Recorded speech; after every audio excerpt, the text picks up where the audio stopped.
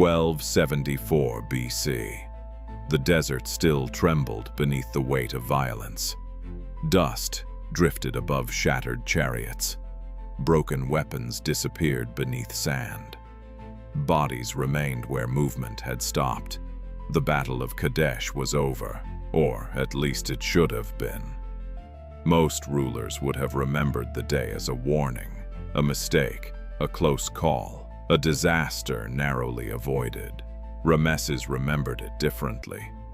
Because Ramesses survived, and survival changed everything. The Hittites had been waiting, hidden beyond the horizon. His army advanced too quickly. His forces became separated. Information failed. Formation failed. Control failed. For a brief moment, history almost moved in another direction. The king, who would later call himself great, came dangerously close to becoming forgotten. But he escaped. He rallied his forces. He survived the chaos.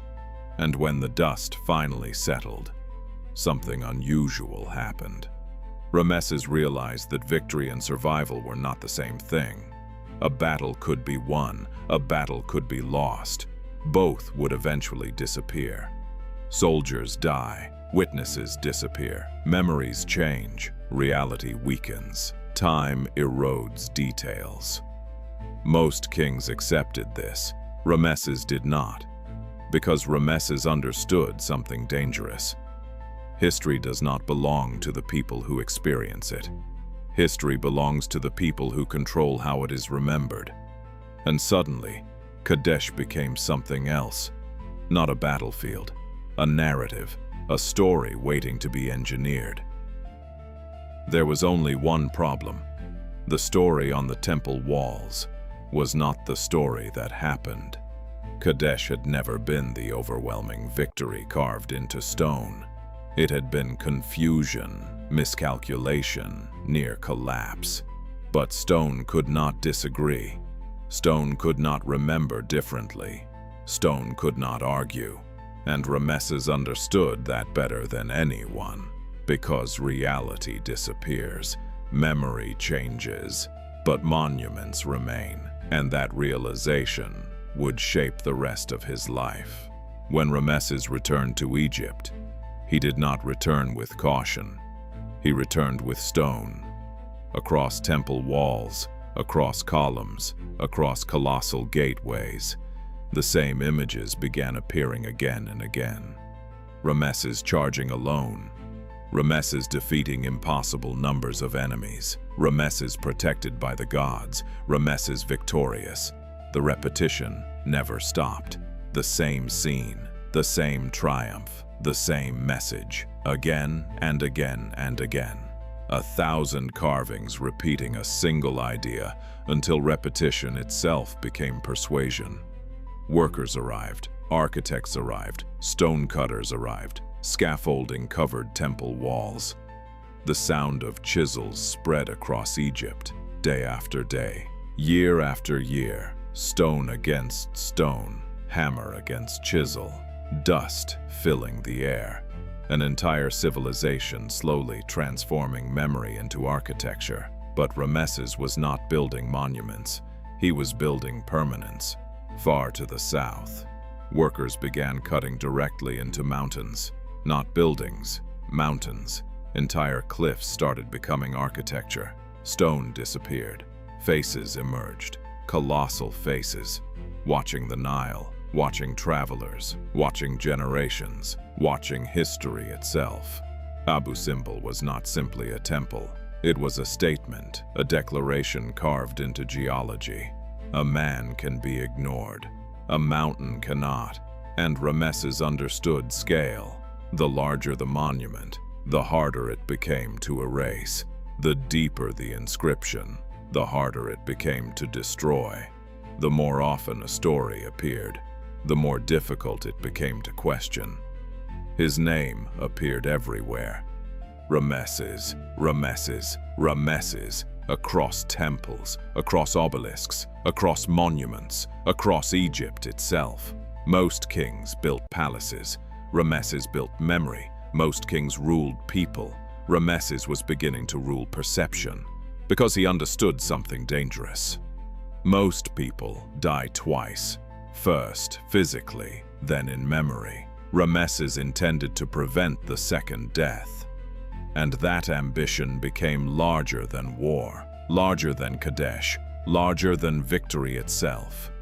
He was no longer fighting enemies, he was fighting time. And for a time, it worked.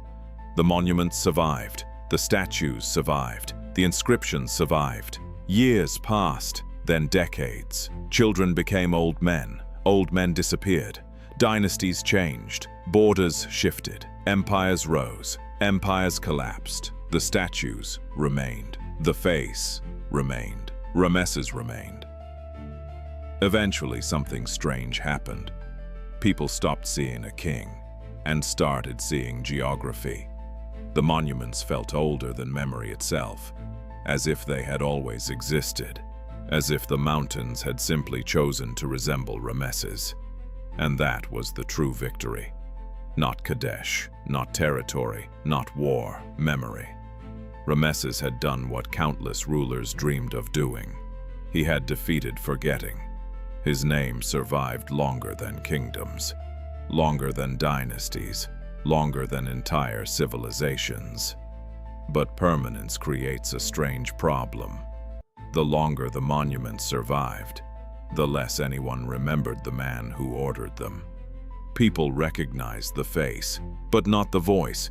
People recognized the statues, but not the fears. People recognized the legend, but not the human being. The image survived, the person disappeared. This is the paradox of immortality. To become eternal, something human must be sacrificed. Ramesses wanted permanence, permanence accepted, but on its own terms. The monuments remained. The man slowly vanished behind them. Today, we know his name. We know his statues. We know his temples. We know his monuments. But we do not know what it felt like to be Ramesses. We do not know his private doubts. We do not know his private fears. We do not know the thoughts that kept him awake at night. Time preserved the symbol, time erased the individual, and perhaps that is the price of eternity. Because eternity is not memory. Eternity is simplification. It removes complexity. It removes uncertainty. It removes humanity, until only the symbol remains, and that symbol becomes larger than the person who created it.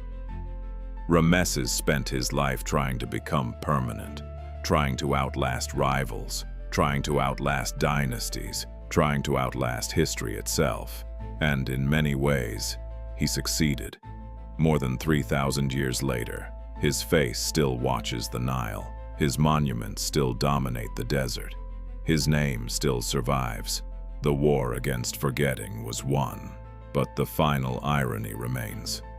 The world remembers Ramesses the Great. The world remembers the monument. The world remembers the legend. Yet the man himself is gone. And perhaps that was the only battle even Ramesses could never win. Fade, silence,